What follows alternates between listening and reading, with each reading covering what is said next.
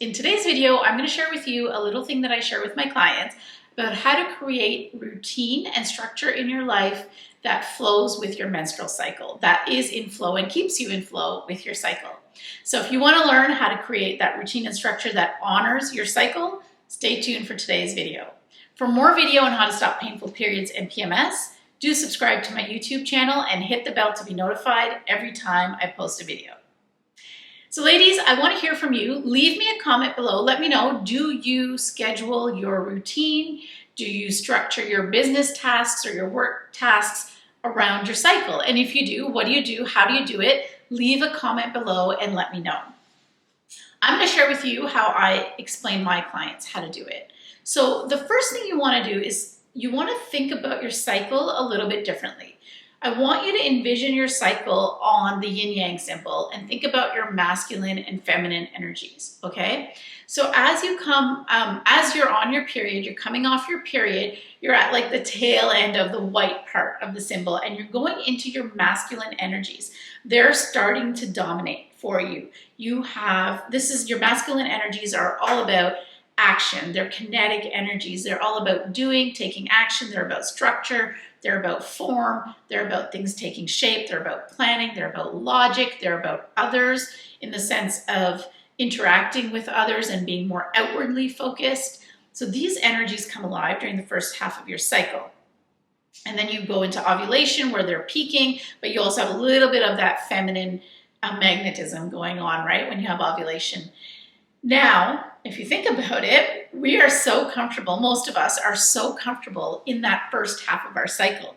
We find that to be when we're on and we're operating and we're so good. Like if we think of ups and downs, that's our up, and then, PMS and our period is our down.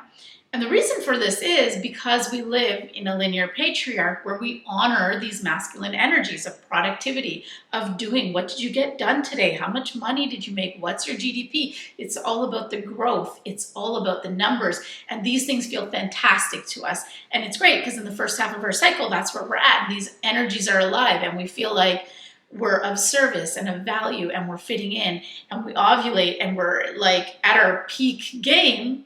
And then we almost fall off a cliff. And that's when we enter that darker part of the yin yang. This is where your feminine energies are starting to take over. They're starting to dominate. These are energies of emotion. They're energies of intuition. This is why we feel emotional and intuitive during PMS. These are energies of chaos, of play, of creativity, of imagination, of the unseen. These are the darker energies, the more spiritual energies. But it's also, feminine energy is about reflection, about introspection. It's about turning inwards. It's about inward alignment as opposed to outward alignment. It's a magnetic energy that does the inner work to magnetize what you want versus doing the outer work to physically create or make happen what it is that you want. And we need both. We need both to function, but we have a lot less experience with these feminine energies. We value them a little bit less, mostly because we don't talk about them as much. We don't know how to harness them. No one teaches you about, intuition and emotion, but we're totally taught about how to think rationally and how to crunch numbers, right? And how to be logical. So what happens is you get a little bit overwhelmed when your feminine energies are coming alive and you're not able to process them, you're not able to harness them, you're not able to make the most of them. But this is a time of creativity. Feminine energy is chaos, creativity. She is what creates the new in terms of idea. So she creates the thought of the new, and the masculine creates the physical action of bringing that thought into reality, right? So this is a time for you to explore your inner creativity.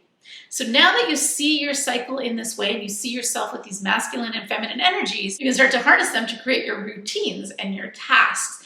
And the way I tell women to do this is you want to do that logical, rational tasks, that planning, that structure stuff in the first half of your cycle, meetings with other people, being socially out there, sales pitches, whatever it is in your business or your life that requires you to be out there and to be on the go and to be taking action in the first half of your cycle, during ovulation as well. That's when we're connecting really well with others. A great time for meeting new people, for learning new things, for doing that sales presentation, whatever it is that's big for you.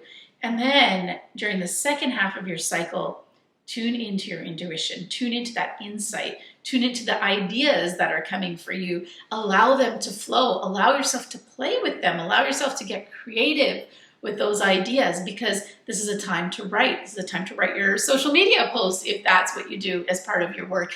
This is a time for you to do self-care, to go to the spa, to really bond with yourself, to take solitude, to get to know yourself. This is a time also when your inner critic comes alive.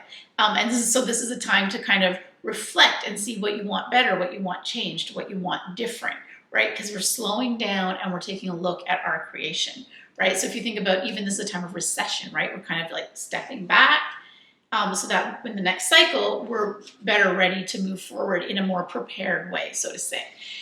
Oftentimes I see that we love to be on the go. So what happens is when we're in the second half of our cycle, we're trying to push through with our masculine energy. And then this is where we start to get, and I don't want to get into it in this video because that's not the intent of it, but this is where we start to develop the toxic masculine, toxic feminine, because we're not flowing with that energy.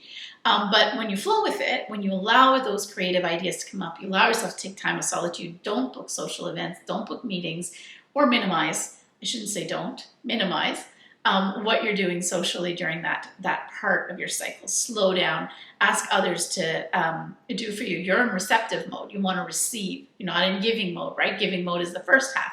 This is receptive mode. This is where you can allow others to take care of you and do things for you. So harness that feminine energy. So those are a few little things. I talk about this in a lot more detail in my containers, and I've included a link to those in the description below. You can also download my freebies at www.loveyourmooncycle.com and come hang out with me on Instagram and TikTok. Thank you for watching. I hope it helps. Do subscribe to the channel and hit the bell to be notified every time I post a new video.